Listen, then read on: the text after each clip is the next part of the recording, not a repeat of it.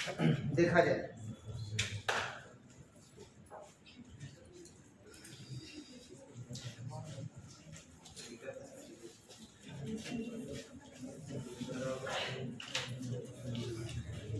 Exercise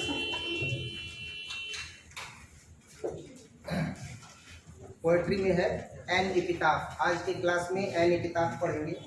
और जब कभी भी अगर पोएट्री पढ़ते हैं तो उसके लिए एक वर्ड यूज़ करते हैं राइटर के लिए, कंपोज्ड बाय। और अगर निबंध होता है, ऐसे होता है या स्टोरी होता है तो उसके लिए यूज़ करते हैं रिटन बाय, है कि नहीं। और अगर स्पीच होता है तो उसके लिए यूज़ करते हैं डिलीवर्ड बाय। अब यहाँ पर पोएम पढ़ रहे हैं। पोएम का नाम है एन एपिटाफ। क्या नाम है? An epitaph. तो इसके लिए यूज़ करेंगे an epitaph composed by Walter de la Mare. क्या पढ़ेंगे? Walter de la Mare. Walter de la Mare was born in 1873 and died in 1956। Walter de la Mare का जन्म 1873 ईस्वी में हुआ है और इनकी मृत्यु 1956 ईस्वी में हुई है। Was born in the village of Charlton in Kent, England. इनका जन्म इंग्लैंड के केंट में चार्ल्टन गांव में हुआ है। इनका जन्म कहाँ हुआ है? तो was born in the village of Charlton in Kent, England. इसका मतलब कि he was born in the village of Charlton in Kent, यानी केंट के चार्ल्टन गांव में इनका जन्म हुआ है, इंग्लैंड में। He lost his father at the age of 4। और इनकी उम्र जब 4 वर्ष की थी तो ये अपने पिता को खो दिए थे। ही लॉस्ट हिज फादर, इन्होंने अपने पिता को खो दिया एट द एज ऑफ 4, जब इनका उम्र कितना था? 4 वर्ष था। And had to move with his family to London, और इन्हें लंदन के लिए मूव करना पड़ा और इन्हें लंदन के लिए प्रस्थान करना पड़ा। हैड टू का मतलब अब यहाँ पर बंध्यता को दिखाया जाएगा, विवशता को दिखाया जाएगा। तो क्या हो जाएगा कि and had to move with his family to London, और इन्हें अपने परिवार के साथ, फैमिली के साथ कहाँ जाना पड़ा? लंदन जाना पड़ा। He is known for his sensitive concern. He is known, यह जाने जाते हैं, फॉर हिज सेंसिटिव कंसर्न, अपने भावनात्मक चेतनाओं के लिए, with the world of children, बच्चों की दुनिया में। बच्चों की दुनिया में, बच्चों की दुनिया क्या होती है? जैसे बच्चों की दुनिया होती है कि उनके स्वप्न में परियां आती है ना। बच्चों की दुनिया में स्वप्न में परियां आती हैं। बच्चों का स्वप्न जो होता है वो अलौकिक होता है, समझ में आया? वो इस दुनिया का नहीं होता है स्वप्न। कभी कभी बच्चा सोया रहता है तो सोते सोते ही जो है वो हंसते रहता है, हंसता है ना। ऐसा होता है कि नहीं होता? तो बच्चों का दुनिया ही अलग होता है। हम और आप जब उम्र बढ़ जाता है तो हम और आप जिम्मेदारियों को निभाने के चक्कर में बहुत पीछे छूट जाते हैं। जो वास्तविक खुशियाँ होती हैं उनसे दूर हो जाते हैं। लेकिन बच्चे इन सब से एकदम निश्चिंत रहते हैं। और जब सोते हैं तो सोते हुए भी सोए रहेंगे, या मुस्कुराएंगे, या मुस्कुरा कर फिर चुप हो जाएंगे, फिर मुस्कुराएंगे और फिर क्या हो जाएंगे? चुप हो जाएंगे। इस स्थिति में यहाँ पर ये बताया गया कि he is known for his sensitive concern. He is known, वह जाने जाते हैं, फॉर हिज सेंसिटिव कंसर्न, अपने सेंसिटिव कंसर्न के लिए, अर्थात अपने भावनात्मक चेतनाओं के लिए, with the world of children, बच्चों की दुनिया के, and the world of supernatural, और अलौकिक दुनिया के। His songs for children and peacock pi depict world of dreams. His songs for children, इनकी रचना है। सॉन्ग्स फॉर चिल्ड्रेन, बच्चों के लिए गीते, एंड पीकॉक पाई, इनकी रचना है। डिपिक्ट वर्ल्ड ऑफ ड्रीम्स, स्वप्नवादी दुनिया को दिखाती है, स्वप्नवादी दुनिया को इंगित करती है। But even in this song there is a note of melancholy. But even in this song, लेकिन इस गीत में जो अभी हम पढ़ने वाले हैं an epitaph, there is a note of melancholy, यहाँ उदासीनता का जो है वह भाव है, मेलंकोली का जो है वो भाव है, उदासीनता का भाव है। The poet makes us aware, जो कवि है वह हमें अवेयर करते हैं, वह हमें जागृत करते हैं, of the inhuman condition of modern life, आधुनिक जीवन के अमानवीय दशा से। आधुनिक जीवन के अमानवीय दशा से हमें जगाने का प्रयास कौन करते हैं? तो कवि करते हैं। The poet make us aware, कवि हमें जागृत करते हैं, ऑफ द इनह्यूमन कंडीशन, अमानवीय परिस्थितियों से, स्थितियों से, ऑफ मॉडर्न लाइफ, आज के आधुनिक जीवन में। आज के आधुनिक जीवन में मनुष्य जितना अमानवीय होता जा रहा है, उस अमानवीय स्थिति से हमें जगाने की कोशिश करते हैं। The poet make us aware, कवि हमें जगाते हैं of the inhuman condition of modern life, आधुनिक जीवन के अमानवीय दशा से। He shows his genius by evincing fresh interest in old themes, वह अपनी बुद्धिमत्ता को प्रदर्शित करते हैं तरोताजे रुचिकर ओल्ड थीम्स को प्रदर्शित करते हुए, यानी पुराने जो है वह लयों को प्रदर्शित करते हुए, पुराने गीतों को प्रदर्शित करते हुए, पुराने भावों को प्रदर्शित करते हुए। और ये क्या करते हैं, तो यह जो है वह फ्रेश इंटरेस्ट को शो करते हैं, यानी तरोताजा जो रुचि है, यानी सबसे सुंदर जो रुचि है, इंटरेस्ट है, उसको यह प्रदर्शित करते हैं। Queen Elizabeth II honoured him with the order of merit in 1953। 1953 में 1953 ईस्वी में क्वीन एलिजाबेथ II ने इन्हें सम्मान दिया था ऑर्डर ऑफ मेरिट से। ऑर्डर ऑफ मेरिट से इन्हें सम्मानित किया गया था कब, तो 1953 ईस्वी। 1953 ईस्वी में इन्हें ऑर्डर ऑफ मेरिट से सम्मानित किया गया था। किसके द्वारा, क्वीन एलिजाबेथ द्वितीय के द्वारा, सेकंड के द्वारा। एन की किताब जो हम पढ़ेंगे अभी, कविता, इस कविता में मिलनकोली का जो है वो भाव है, उदासीनता का भाव है। तो व्यक्ति जब उदासीनता की अवस्था में होता है, उदास होता है, तो बहुत से कारणों से होता है ना।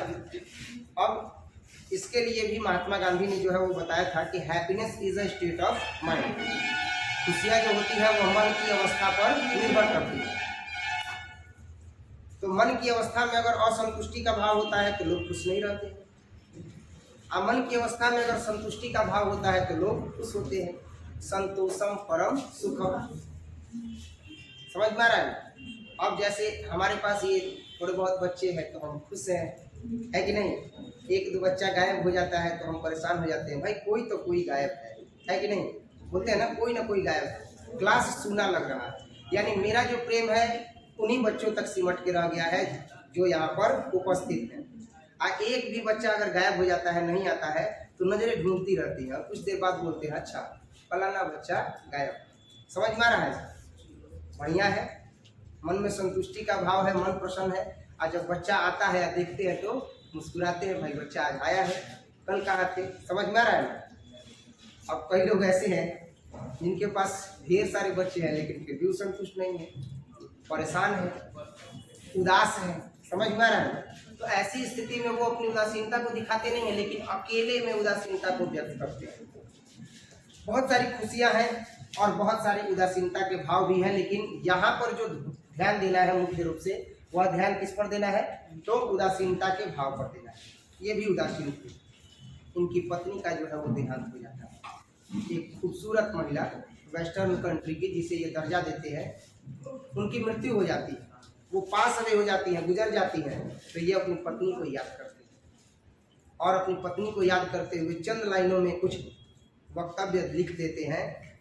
और काफ़ी यह प्रभावी जो है वो लाइनें हैं, जिसको अगर आप पढ़िएगा तो काफ़ी बढ़िया से जो है वह जीवन में आगे बढ़िएगा और जीवन की यथार्थ वास्तविकता से आपका परिचय हो जाएगा।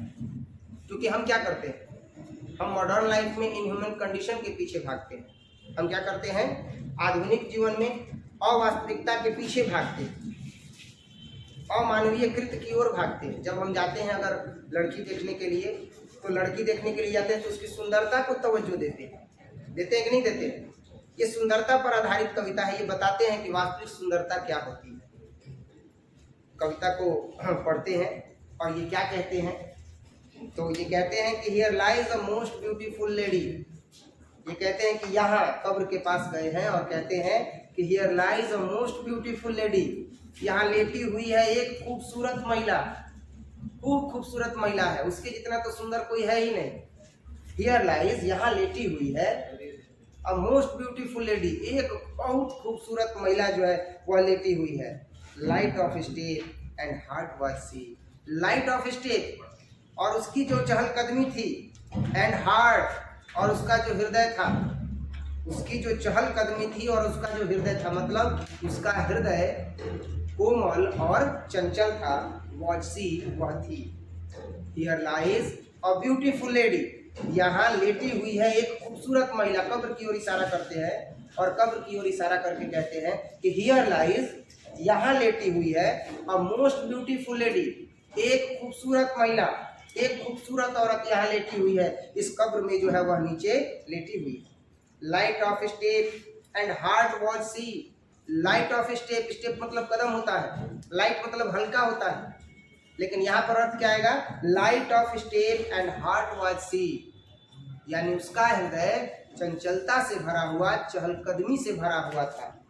आई think she was the most beautiful lady, I think मैं सोचता हूँ, she was the most beautiful lady, वह सबसे खूबसूरत महिला, वह महिला जो गुजर गई है, जो यहाँ लेटी हुई है, जिसका हृदय चंचलता से भरा था। आई थिंक मैं सोचता हूँ, she was the most beautiful lady, वह सबसे खूबसूरत महिला है, that's ever was in the western country, यानी पश्चिमी देश की। पश्चिमी देश की जो पश्चिमी देश हैं, जो पश्चिमी देश हैं, उन पश्चिमी देशों में जहाँ मॉडर्नाइजेशन हो गया है, जहाँ आधुनिकीकरण हो गया है, उन पश्चिमी देशों के समूह में, उन सभी देशों में सबसे खूबसूरत महिला है वो, ये मैं सोचता हूँ। I think she is the most beautiful lady, वह सबसे खूबसूरत महिला है, मैं यह सोचता हूँ। Here lies a most beautiful lady, यहाँ एक खूबसूरत महिला लेटी हुई है। Light of step and heart was she, उसका हृदय चंचलता और चहलकदमी से भरा हुआ रहता था। एक स्त्री का गहना क्या होता है, लाज होता है, पर एक स्त्री की सुंदरता क्या होती है, उम्र बढ़ता जाए और बचकानी हरकतें करती रहे तो सब उसे पसंद करते हैं। समझ में आ रहा है?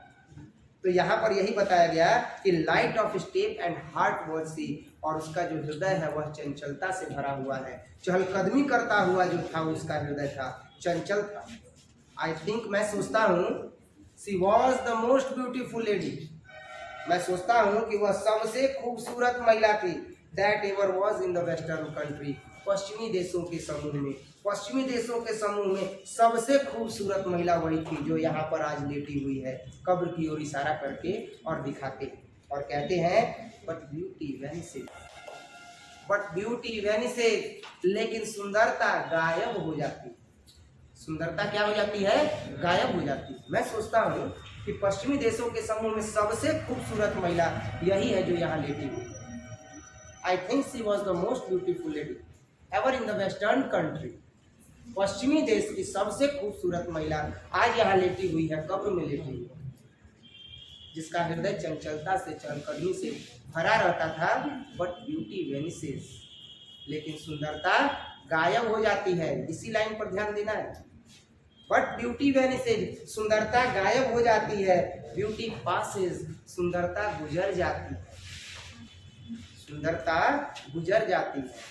जब व्यक्ति युवा होता है तो अपनी सुंदरता एकदम चरमोत्कर्ष पर लिए होता है, और जैसे जैसे उम्र ढलता जाता है वैसे वैसे उसकी सुंदरता ढलती जाती है।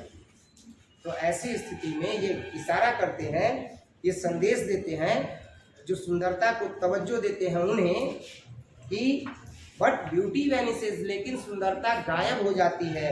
ब्यूटी पासेज, सुंदरता गुजर जाती है। How ever rare it may be, चाहे वह सुंदरता कितनी ही दुर्लभ क्यों न हो। मतलब दुर्लभ होने का मतलब हुआ कि चाहे वह सुंदरता कितनी भी अद्वितीय क्यों न हो, चाहे वह सुंदरता कितनी भी विलक्षण क्यों न हो, ऐसी सुंदरता जो कहीं नहीं है, ऐसी सुंदरता जो केवल और केवल एक ही स्त्री में पाई जाती है, वैसी सुंदरता भी क्या हो जाती है, गुजर जाती है। वैसी सुंदरता भी समय आने पर गायब हो जाती है, और कितनी भी दुर्लभ वो सुंदरता क्यों न हो, फिर समय बीत जाने के बाद वह सुंदरता नजर नहीं आती। अंततोगत्वा उसे कहाँ जाना है, कब्र में ही जाना है। मरणोपरांत मिट्टी का शरीर मिट्टी में ही मिल जाना है। इस भाव को ये दिखाते हैं। बट ब्यूटी वैनिसेस, लेकिन सुंदरता गायब हो जाती है। ब्यूटी पासेस, सुंदरता गुजर जाती है। How ever rare it may be, या how rare it be, how rare it be, चाहे वह कितनी भी दुर्लभ क्यों न हो। एंड व्हेन आई क्रम्बल, और जब मैं संचित हो जाऊंगा, सीमित हो जाऊंगा, यानी जब मेरी भी क्या हो जाएगी, मृत्यु हो जाएगी, who will remember, तो कौन याद करेगा, this lady of the western country, इस पश्चिमी देश की औरत को जो इतनी सुंदर है। इस पश्चिमी देश की औरत को, इस पश्चिमी देश की सुंदर महिला को जो यहाँ कब्र में लेटी हुई है, मैं जिंदा हूँ तो मैं याद कर रहा हूँ, गुजर गई है तब भी याद कर रहा हूँ। बट हु विल रिमेम्बर, कौन याद करेगा? व्हेन आई क्रम्बल, जब मैं क्रम्बल हो जाऊंगा, जब मुझे भी जो है वह क्या कर दिया जाएगा, तो ताबूत में बंद करके दफना दिया जाएगा, मेरी मृत्यु हो जाएगी। व्हेन आई क्रम्बल, जब मेरी मृत्यु हो जाएगी, हु विल रिमेम्बर, तो कौन याद करेगा this lady of the western country, इस वेस्टर्न कंट्री की महिला को। यानी मेरे बाद फिर कोई इसे याद करने वाला नहीं होगा। तो इस कविता के माध्यम से ये बताने की कोशिश की गई है कि सुंदरता जिससे बहुत से व्यक्ति, सुंदरता जिससे व्यक्ति का, पुरुष का पुरुषार्थ प्रभावित होता है, वह सुंदरता भी एक दिन क्या हो जाती है, गायब हो जाती है। सुंदरता एक दिन गुजर जाती है। सुंदरता कितनी भी दुर्लभ क्यों न हो, कितनी भी विलक्षण क्यों न हो, वह सदैव के लिए नहीं रहती है, वह एक न एक दिन समाप्त हो जाती है और अंततोगत्वा मृत्यु के उपरांत उस सुंदरता का कोई भी मोल नहीं रहता है। मोल किसका रहता है? ये आपको भी पता है, किए गए कर्म का, किए गए कर्म का। कर्म अगर जितना बढ़िया करेंगे, लोग आपको मरने के बाद उतने बरस तक याद रखेंगे। इसीलिए हमेशा गुणी व्यक्ति का चयन करना चाहिए, ईमानदार व्यक्ति का चयन करना चाहिए, वफादार व्यक्ति का चयन करना चाहिए, न कि सुंदर देख करके केवल चयन करना चाहिए। सुंदरता के विरुद्ध भी स्टेटमेंट नहीं है, केवल यह है कि अगर सुंदर भी है तो उसमें लॉयल्टी होनी चाहिए, उसमें ऑनेस्टी होनी चाहिए। केवल सुंदरता देख करके कभी भी किसी व्यक्तित्व का चयन नहीं करना चाहिए। समझ में आ रहा है? और इस तरफ इशारा करके बताने का कोशिश अपने भावों को किसने किया है? वाल्टर डेला मेयर ने किया। और इस तरीके से ये कविता समाप्त हुई। बाकी इसके आगे देखेंगे अगले क्लास में।